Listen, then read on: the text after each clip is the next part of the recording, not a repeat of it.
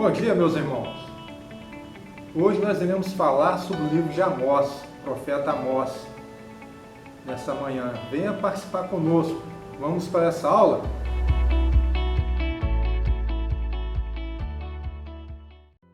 Meus irmãos, bom dia. Estamos aqui de novo com a aula do CETEB, dando continuidade ao livro dos profetas, né? E hoje nós iremos para o livro de Amós, falar sobre o livro de Amós. Porém, antes nós iremos orar, pedir ao Senhor nosso Deus que venha com o Teu Espírito Santo nos ministrar sobre essa aula, né? Aquilo que Ele deseja nos falar esta manhã. Vamos orar? Senhor, meu Deus, meu Pai, te agradeço, ó Pai, por mais essa manhã, ó Pai, por mais essa oportunidade de podermos estar aqui ouvindo da Tua palavra, Senhor. Que o Teu Espírito Santo, ó Pai, venha sobre mim, ó Pai, e que eu não interfira no Teu agir, ó Pai. Fala conosco, ó Pai, aquilo que o Senhor deseja nos falar. Visita, ó Pai, a cada um, ó Pai, que irá ouvir essa palavra, ó Pai. Faz, ó Pai, conforme a Tua vontade na vida deles, ó Pai, e também na minha, Senhor. Te entrego, ó Pai, neste momento a minha vida, que o Senhor possa estar, ó Pai, ministrando a Tua aula e que eu não venha interferir, ó Pai, naquilo que o Senhor deseja nos falar aqui, ó Pai, através dessas palavras do livro de Amós, ó Pai. Te agradeço, ó Pai, pela nossa igreja, pela nossa liderança, pelo nosso pastor, ó Pai, por todos aqueles, ó Pai, que irão participar conosco, ó Pai, ouvindo dessas palavras, ó Pai, em nome de Jesus, Senhor. Amém. Meus irmãos, então nós estamos chegando agora no livro de Amós, né? Semana passada nós falamos sobre o Joel, e agora nós estamos chegando no livro de Amós. O livro de Amós, né? Amós ele era um profeta durante o reinado de Jeroboão II, né? Ele foi profetizar, ele estava profetizando então em Israel. Ele era de Tecoa, uma cidade próxima a Jerusalém, só que o Espírito do Senhor o convocou e ele foi enviado então para Betel, em Israel, né? Na fronteira ali entre Israel e Judá. E ele então vai pregar contra as heresias, contra os pecados daquela nação, né? E a palavra do Senhor, ela começa, né, no livro começa assim, né, a palavra de Amós, criador de ovelhas em Tecoa, né, que recebeu em visões a respeito de Israel, 2 anos antes do terremoto. Nesse tempo, Uzias era rei de Judá e Jeroboão, filho de Joás, era rei de Israel. E ele disse: o Senhor ruge de Sião e troveja de Jerusalém. Secam-se as pastagens dos pastores e murcha o topo do Carmelo. Assim diz o Senhor: por 3 penalizações de Damasco, e ainda por mais 4, não anularei o castigo, porque trilhou Gileade com trilhos de ferros pontudos. Porei fogo na casa de Azael, e as chamas consumirão as fortalezas de Ben-Hadad. Derrubarei a porta de Damasco. Derrubarei o rei que está no vale de Javém, e aquele que segura o cetro em Bet-Edém. O povo da Síria irá para o exílio em Quir, diz o Senhor. Então o Senhor já chega decretando juízo, né? O livro ele já chega dando. Então Amós, ele fala uma sentença para dizer que Amós profetiza e prega e tem visões a respeito de quão longe o povo de Israel estava de Deus, né? E como Deus irá disciplinar o seu povo, né? Então Amós, ele parece estar contra o mundo, né? Na situação dele, né? Que ele começa a pregar no momento em que as coisas parecem estar tudo bem. A nação estava bem, eles não tinham, estava tudo tranquilo, vamos dizer assim, entre aspas, né? Parecia que tudo estava bem, mas não era bem isso. A riqueza, o bem-estar social, tudo escondia, na realidade, muitas transgressões, muito pecado, né? Então, a gente tem que ver, quando a gente vai ler a palavra, né?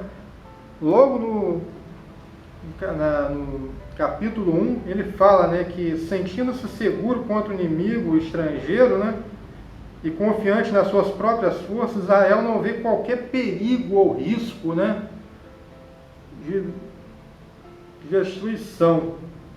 Mas os maus frutos da prosperidade, né, orgulho, luxúria, egoísmo, opressão, né, estavam aparecendo com fartura, tanto em Israel quanto em Judá. Perdão.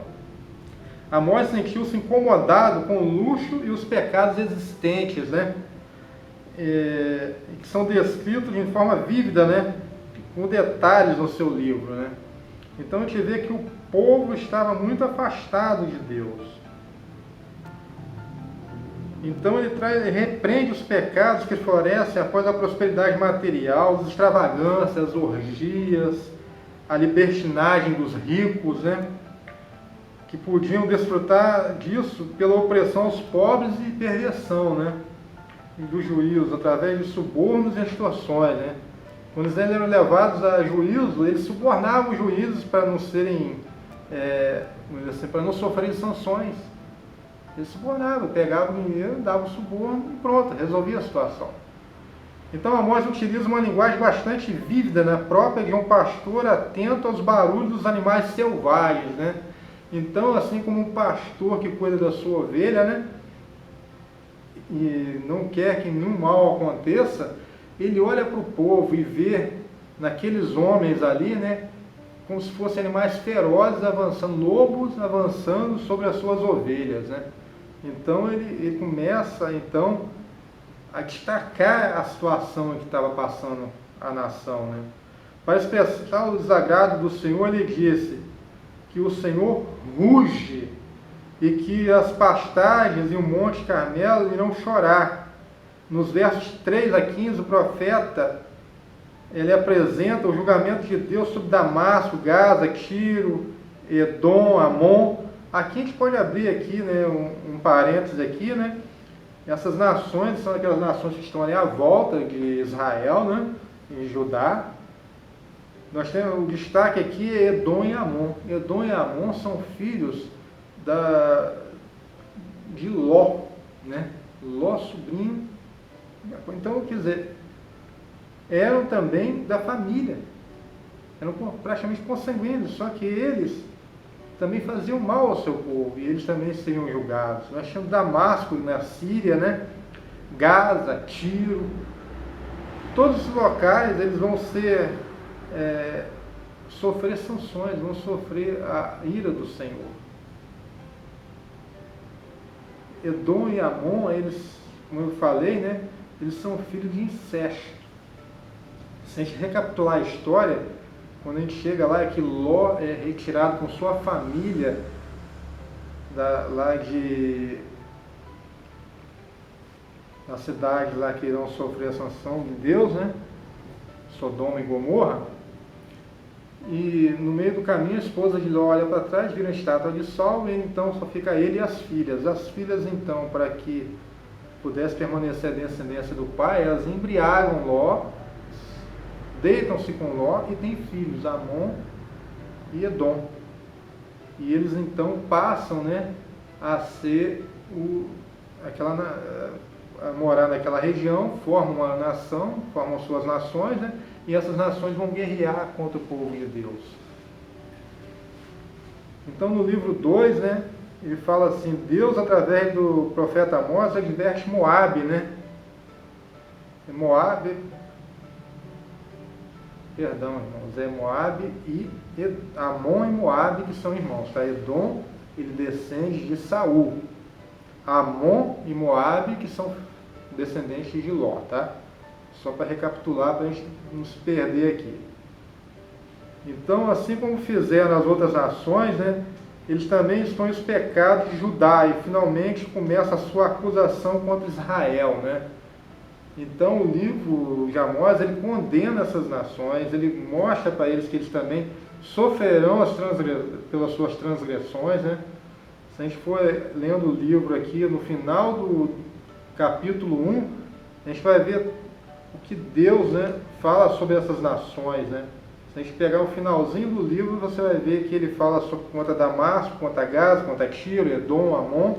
E no iniciozinho do capítulo 2, ele começa falando sobre Moabe, né? E ele fala, por 3 transgressões de Moabe, e assim por mais 4, não anularei o castigo. Isso é, foram várias vezes, se multiplicam as desavenças que Deus tem com essa nação, porque se multiplica o pecado entre eles, né? Então, assim como fizeram as outras nações, ele também expõe os pecados de Judá, né? E finalmente começa a sua acusação contra Israel. Ele mostra que está errado também em Judá, e então se volta para Israel e mostra que está errado também em Israel. Os israelitas do norte estavam envolvidos em injustiça, opressão, prostituição. Eles eram ingratos para com Deus, apesar de sua misericórdia temporais e espirituais, né? Por isso, seu juízo viria de maneira certa, de qualquer possibilidade, sem qualquer possibilidade de escape, né? Por 3 ou 4 transgressões, ou seja, pela multiplicação de suas maldades e seus pecados, Deus decide enviar fogo sobre Moabe para consumir os palácios, né? De Queriote, sua capital, né?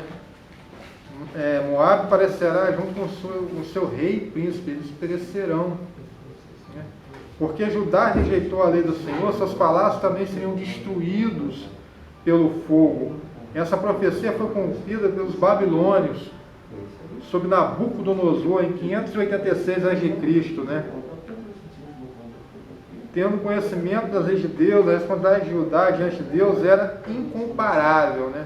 Era muito maior do que com as outras nações, né? Eles conheciam a palavra de Deus, eles sabiam da promessa de Deus e mesmo assim eles pecaram contra o Senhor.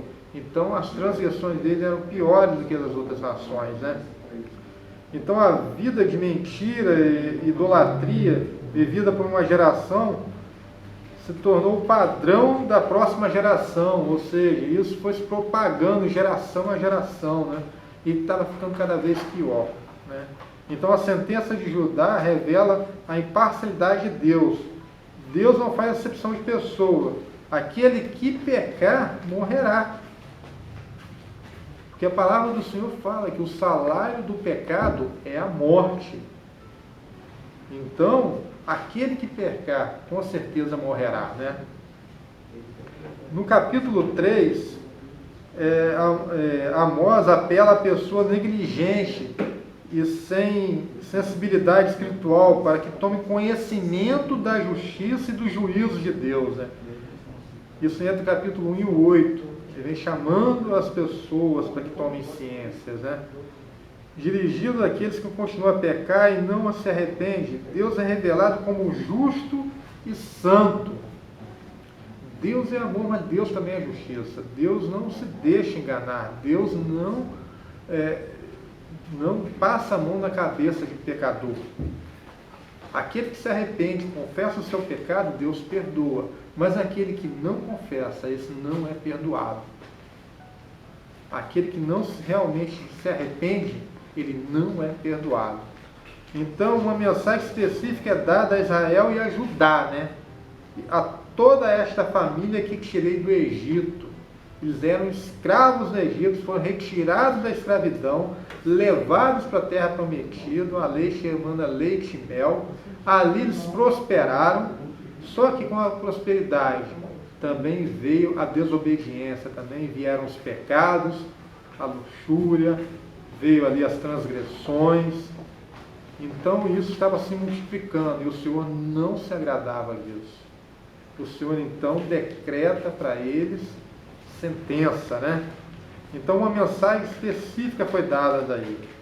Deus os escolheu como uma nação e estabeleceu uma relação especial com eles. E apesar dos altos privilégios e da luz abundante que brilhava em seus caminhos, o povo escolhido pecou grandemente.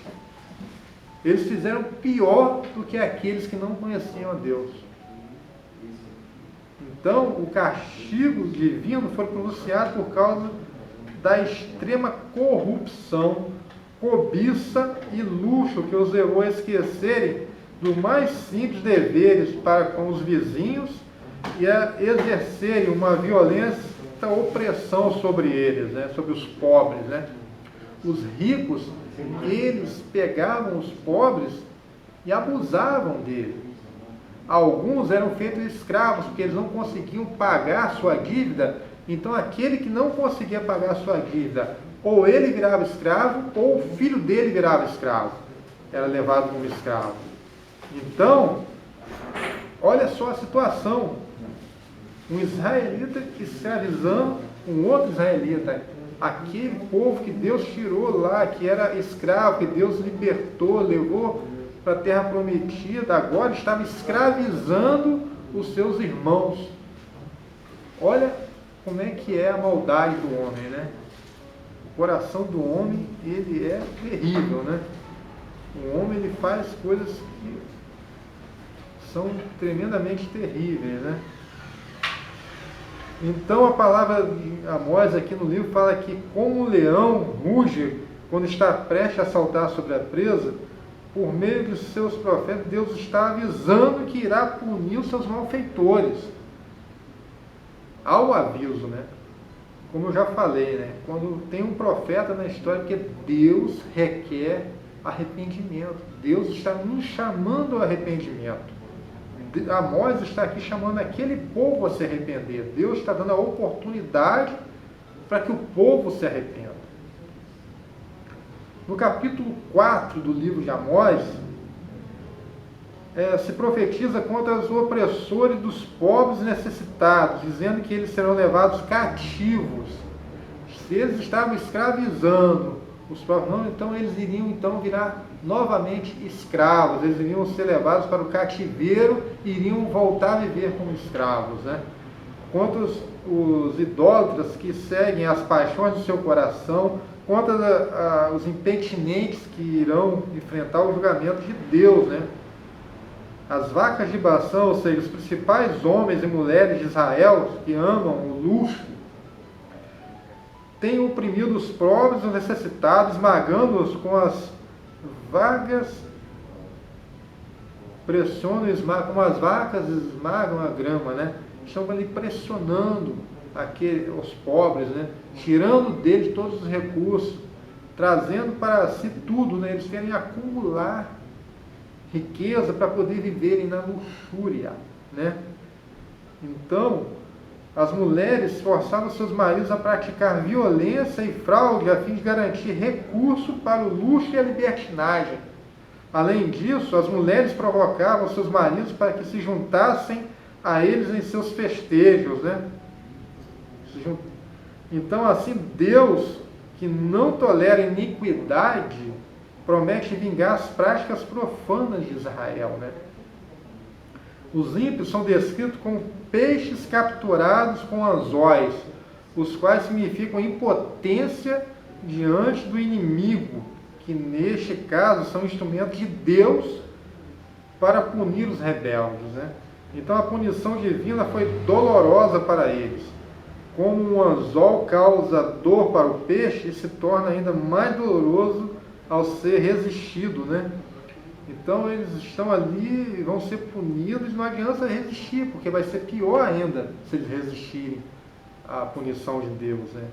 Ao chamar Israel de Betel, a sede principal de sua adoração de ídolo, Amós destaca ironicamente como eles eram zelosos em pecar, né? Eles os exorta a entrar no templo pagão e a pecar ainda mais. Muitas vezes, os que violam abertamente os mais simples deveres morais manifestam um grande zelo religioso, mas não fazem mais do que meras formalidades, né? Eles frequentam as sinagogas, frequentam lá os templos, mas fazem isso de forma cerimonial, apenas de forma física, não espiritual. Seus corações não estão voltados ali para Deus, estão ali apenas para cumprir um rito, nada mais, né? Então o zelo religioso em si mesmo, no entanto, não oferece qualquer evidência, né, da verdadeira piedade. Essas formas exteriores de prática religiosa muitas vezes é a tentativa de compensar a falta de justiça interna genuína, né? E assim aliviar a consciência, né? É muito mais fácil pecar e em seguida fazer penitência do que crucificar a carne e se afastar do pecado. Esse comportamento leva o transgressor à complacência e a achar que a sua situação não é tão grave. Então aqui ele está falando sobre religiosidade. Aqueles homens eram religiosos, mas eles não seguiam a Deus.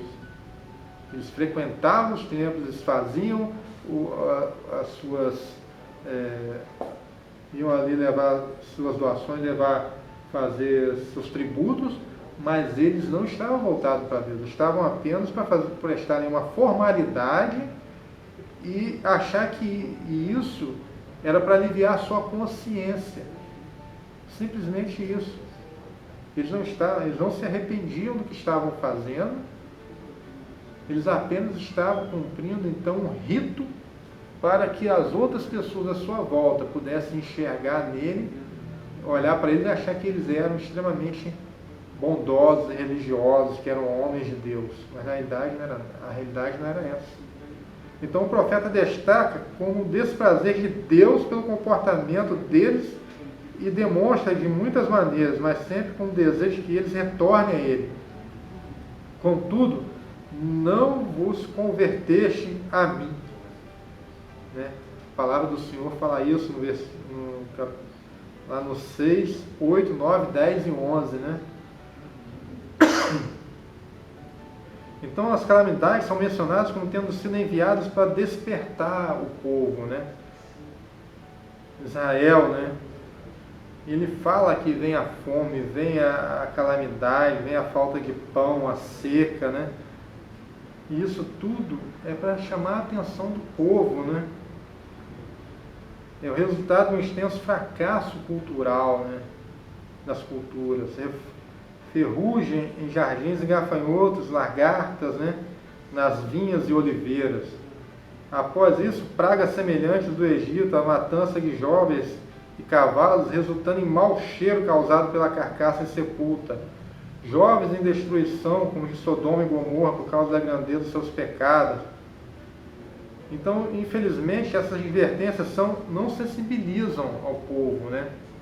Eles não reconhecem a bondade de Deus para com eles e ao enviar a mensagem do bem do transgressor, eles não ouviram a advertência de Deus. E como resultado, o julgamento divino seria certo.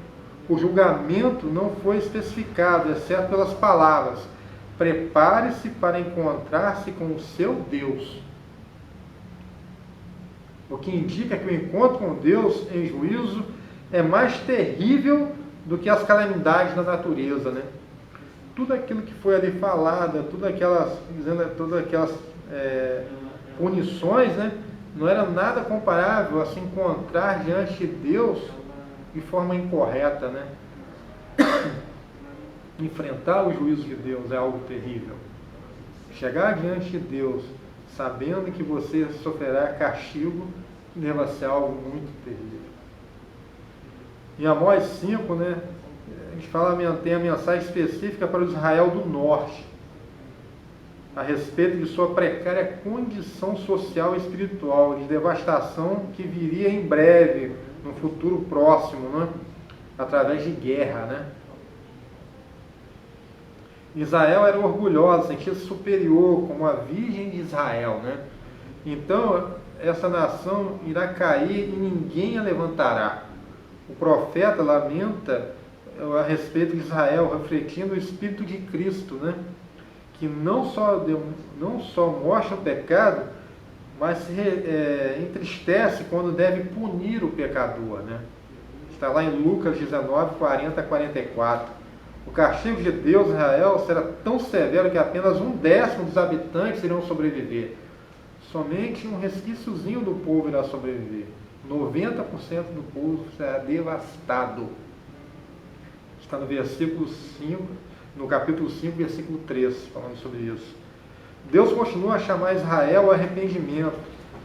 Buscar a Deus, a seguir seus caminhos, é a única maneira de escapar da iminente tragédia da conquista, da deportação e do exílio, né? Eles não devem buscar os centros de idolatria de Betel, Gigal ou Berseba, né? Que eram os locais que eles frequentavam para poder prestar culto aos falsos ídolos, né? Então Israel, aqui mencionado como casa de José, pai de Efraim, será destruída por sua intensa injustiça e extrema corrupção. Se não buscar ao Senhor fazendo o bem e abstendo-se de fazer o mal, Deus deseja salvação para todos, mas quem não deixar seus maus caminhos não pode escapar da punição, né? Então aquele que não abandonar o mau caminho, ele será punido. Amós apresenta Deus como Criador e Juiz ao afirmar: Senhor é o seu nome, né? Ele fez as estrelas, as Pleiades, o Órion, né? Ele transforma a sombra da noite em manhã. Um forte contraste ao qual Israel fez, transformando justiça em amarga injustiça, né? Ele faz com que a água do mar se transforme em vapor e caia na terra em forma de chuva. É Ele que faz ruínas sobre os rebeldes que se acham fortes, né? Deus poderoso, Deus é que tem todo o poder, né?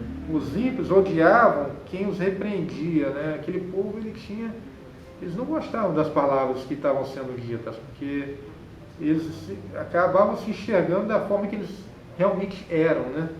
Então os ímpios odiavam quem os repreendia e falavam a verdade. Eles oprimiam os pobres, exigiam deles pesadas contribuições. Além disso, afligiam os justos, aceitavam subornos e privavam os pobres da justiça. Os juízes recebiam dinheiro para poder declarar sentença contrária ao pobre e a favor daqueles que o subornavam, né? Então o Senhor decreta sobre essas pessoas que eles também sofrerão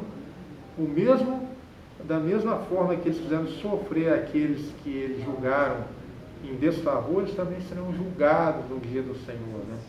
Por isso, eles não habitariam em suas casas luxuosas de pedras lavradas e nem beberiam do vinho de seus vinhedos. Nesse tempo, os prudentes ficavam em silêncio, não se exporiam relatando a injustiça dos magistrados, né? Pois não seriam ouvidos. No entanto, Amós pega Israel para buscar o bem e não o mal. O mal deve ser abandonado e o bem amado, está lá no versículo 15, né? Já em Amós 6, né, o Senhor Deus anuncia o juízo contra os moradores de Sião, que vivem de maneira despreocupadas e tranquilas, como se nada estivesse acontecendo com o povo, né? O Senhor chama seu povo à oração. Não podemos viver a meio de injustiça, miséria, abuso, violência e não nos preocuparmos, né? Nós somos chamados para ser luz, para ser sal da terra, né? E aqueles homens, eles deixavam de lado. Eles fingiam que não viam o que acontecia à sua volta. Eles não viam os magistrados, né, os juízes julgando mal. Eles não viam os ricos abusando dos pobres. Eles não viam as pessoas sendo humilhadas, né? Eles fechavam os olhos para isso. O profeta lamenta aqueles em que Israel e Judá estão à vontade, isto é, mesmo no estado de autoindulgência, né, de falsa segurança, que os levou a colher amargas consequências, né? Os líderes de Israel deveriam ser modelos de retidão, de justiça, e também instruir o povo, e tinham sido escolhidos e comissionados por Deus, né, para proclamar o seu nome perante o mundo. A destruição das cidades prósperas de Cainé, Emax, Agate, faz a ilustração do destino da impenitência de Samaria, né? Então aqueles homens eles foram escolhidos por Deus para liderar, mas eles não estavam fazendo de forma correta. Eles estavam, pelo contrário, dando mau exemplo, né? E isso desagradou a Deus. Com a presunção de que não deviam dar conta a ninguém do seu modo ímpio de vida, né? A classe alta se satisfazia com todo tipo de prazeres sensuais e delícias. Eles eram escravos de seus apetites e sua sensualidade, né? Até seus móveis eram extravagantes. Nada a não ser o melhor, o satisfazia, né? Então aqueles homens, eles estavam à vontade, eles faziam aquilo que vinha na cabeça deles, eles ouviam e faziam. Infelizmente, né? Eles se deixaram levar pela riqueza, pela luxúria. Então esses homens iriam também sofrer juízo de Deus, né? Então a palavra de Deus fala que eles eram preguiçosos, gostavam de ficar à vontade, eles se esticavam sobre seus leitos quando deveriam cuidar dos seus negócios e ajudar os outros, né?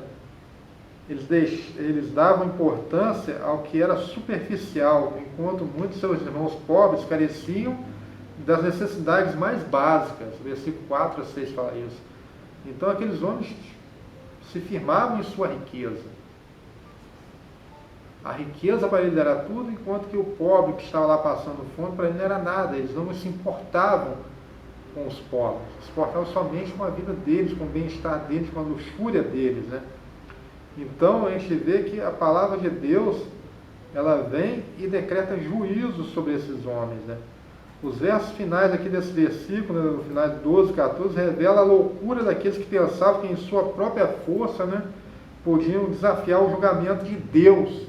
Eles achavam que eles eram fortes o suficiente, se achavam autossuficientes, né?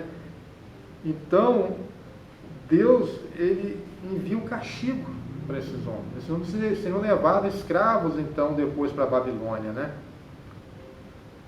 No capítulo 7, a gente vê Deus falando sobre o prumo, né? O prumo de Deus, né? No início do capítulo 7, Amós relata uma série de 3 visões: julgamento, os gafanhotos, o fogo consumidor e o prumo, né?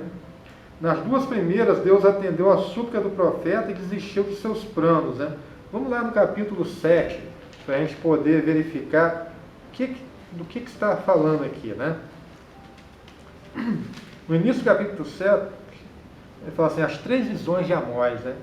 Foi isto que o Senhor soberano me mostrou. Ele estava preparando enxames de gafanhotos depois da colheita do rei, justo quando brotava a segunda safra, né?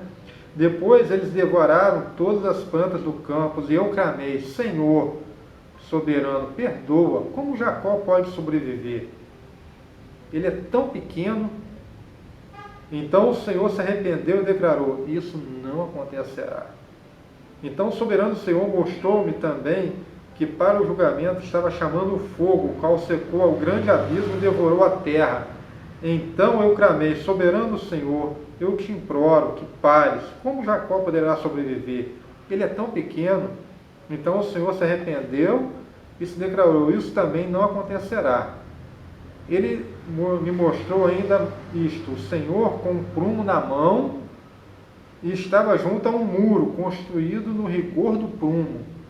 E o Senhor me perguntou: o que você está vendo, Amós? Um prumo, respondi. Então disse o Senhor: veja, estou pondo um prumo em meio a Israel e o meu povo, e não vou poupá-lo mais. Os altares idólatras de Isaac serão destruídos. Os santuários de Israel ficarão em ruínas. Com a espada me levantarei contra a dinastia de Jeroboão. Então o Senhor está falando aqui que ele construiu aquela nação de forma reta, ele compara a um muro em que se mediu o prumo, e ele foi feito de forma reta, perfeita. Só que com o passar do tempo, a nação começou a se desviar do caminho. E ele fala que como aquele mundo tivesse saído do prumo, né? Então, a gente sabe que aquilo que não está no prumo, a tendência é que ele passe a ruir e possa até mesmo cair. Então, Deus decreta a queda do povo aqui, né? Então, o Senhor tinha um prumo na mão e disse que poria um prumo no meio do povo. Deus voltou séculos depois da construção original de Israel para ver se o edifício ainda estava segundo a planta original, né? A mesma medida usada na construção é utilizada para fiscalizar a obra séculos depois, né? Então, a mesma medida usada, continuamente usada para escrever a obra séculos depois. Deus não procura alterações e melhoramentos humanos, né? Ele queria apenas que o povo tivesse sido fiel às instruções originais. Jesus diz que ele nos julgará pela palavra revelada no primeiro século. Devemos nos preocupar com a nossa fidelidade à planta original, à palavra original. Deus queria a fidelidade do teu povo. E o povo, pelo contrário, estava sendo infiel.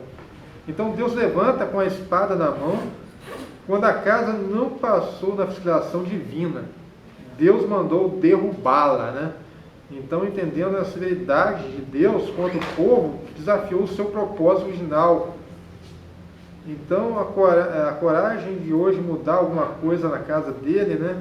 Quem teve essa coragem de mudar as coisas, né? Então, se o povo, então irá pagar. Ele fala, vamos derrubar a casa, ou seja, ele decreta que aquele povo irá, então, perecer, né? Então, nesse capítulo, nós temos 3 visões de Amós, né? Nós temos a do gafanhoto, né? E sem oração, nenhuma pregação tem poder. Não adianta não adianta ter um terremoto assustador, ser um terremoto assustador no sermão e não ser no restante, né? Na intercessão, né? Uma vez perguntaram ao sábio, né? O que é mais importante, a oração ou a palavra, né? E ele perguntou assim, vamos lá, para um pássaro, né? O que é mais importante? A asa esquerda ou a asa direita? Não importa, as duas são importantes. Não tem essa questão de o que é mais importante, se é a oração ou se é o estudo da palavra. Os dois são importantes. Se a gente falhar em algum, provavelmente a gente falhará nos demais. Porque um não sobrevive sem o outro. Ninguém sobrevive sem o alimento. Ninguém sobrevive sem conhecer aquilo que vem de Deus, né? A palavra de Deus para o cristão, ela deve ser algo muito importante. A leitura da palavra é a oração. A oração é você ter o prazer de conversar com Deus. E a palavra é o conhecer de Deus. Então aquele povo, ele estava se distanciando disso, eles não queriam saber mais de orar a Deus e nem de conhecer a Deus, eles queriam apenas satisfazer a sua vontade, né? E aqui quando fala do fogo, né, o fogo é um instrumento de justa e santa ira de Deus, né, contra a paixão do seu povo pelo pecado. O fogo causa destruição total, né? O fogo, ele purifica também, né? Ele separa aquilo que é impuro do puro. Então, aqui o juízo de Deus, né, ele mostra que viria fogo, e o profeta, então, Senhor, não faça isso com o seu povo, e Deus se arrepende. E quando vem o prumo, né, Deus investiga, observa e analisa, né? Ele esquadrinha seu povo, medindo seu caráter, a fim de destruir os pontos críticos onde o pecado é praticado, né?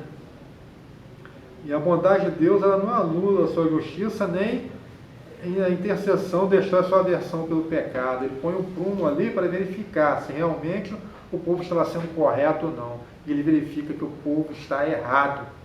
Então, por isso vem a justiça, porque Deus é justo. No capítulo 8, né, nós temos a visão da cesta de frutas de verão, né, dos figos, dos frutos, né, maduros, né? Então, nesse capítulo mostra que a ruína, né, vai ser rápida, né? Os opressores são chamados a prestar contas por abusar dos pobres. Sua destruição é anunciada como um momento que será para eles de uma grande luta, né? Fome da palavra de Deus, é a punição para um povo que procura outros deuses, né? Então, o objetivo da visão do sexto de fruto de verão era mostrar que o povo estava maduro, né, para o julgamento, né? A longanimidade divina de Deus resultou apenas na continuidade do pecado, né? O povo continuava impertinente, o povo continuava pecador. Então, o juízo de Deus, ele virá, né? Então, essa é a palavra de Deus falando que o povo já estava para ser punido. A punição iria chegar. Então, aqui no capítulo 8, né, no finalzinho dele, ele fala, né, que com a presunção de que não deveriam dar conta a ninguém, né, o povo achava que Deus não iria puni-los, mas Deus diz que irá punir, né. Então, quando a gente chega aqui no versículo 9, né, ao final do livro, né, esse capítulo é a última visão de Amós, registrou claramente duas sessões. Primeiro, a destruição de Israel. E segundo, a restauração de Israel. Então, Amós vê o Supremo Regente do céu pronto a punir o seu povo rebelde, né? De pé junto ao altar, o Senhor ordenou ao anjo destruidor que ferisse as ombreiras das portas e quebrasse os pilares, né? A intenção da ordem é que toda a estrutura seja destruída, né? O que implica a morte de todos, ninguém escapará. Será inútil tentar fugir, porque o Senhor encontrará-los e fará justiça, né? A impenitência no Monte Carmelo, né? A mais alto lugar do fundo do mar, ou seja, não adianta fugir, porque não haverá, então, local que se possa se livrar da justiça de Deus, né? Então, o Senhor, então, decreta aqui que a palavra dele será, então, decretada a justiça dele, né? Amós não era alguém pobre, mas denunciou injustiça. Amós não morava no reino de Israel, mas denunciou injustiça em Israel. Foi enviado lá para decretar justiça. Então, cabe a nós reconhecermos quando estamos errados e quando a palavra do Senhor vem para nos corrigir, que tenhamos a humildade de compreender, a humildade de se arrepender, a humildade de pedir perdão, né? Vivemos tempos difíceis em que nós necessitamos do perdão de Deus, porque as nossas transgressões, as transgressões humanas têm ultrapassado em muito a medida em algumas partes do mundo, né? E por isso a justiça de Deus vem. Neste momento, meu irmão, assim como Amós, eu venho dizer a você, se arrependa, peça perdão dos seus pecados, procure a Deus, procure se acertar com Deus. Ninguém sabe, ninguém é dono do amanhã, ninguém sabe a hora ou o lugar em que Deus irá chamá-lo, ou que Jesus irá retornar. Então, meu irmão, faça a sua parte, se arrependa, peça perdão, ore a Deus, busque a Deus, e Ele, como um Pai misericordioso, irá nos resguardar, irá nos abençoar e irá nos trazer de volta para o aprisco. Vamos orar? Senhor, meu Deus, meu Pai, te agradeço mais uma vez, ó Pai, porque o Senhor pôde aqui, ó Pai, mais uma vez nos falar, ó Pai, que possamos compreender as Tuas palavras, que possamos aplicá-las em nossas vidas, ó Pai. Que o Senhor esteja com todos aqueles que necessitam, com todos aqueles que estão passando por alguma necessidade, com todos aqueles, ó Pai, que se encontram perdidos, ó Pai. Desperta, Pai.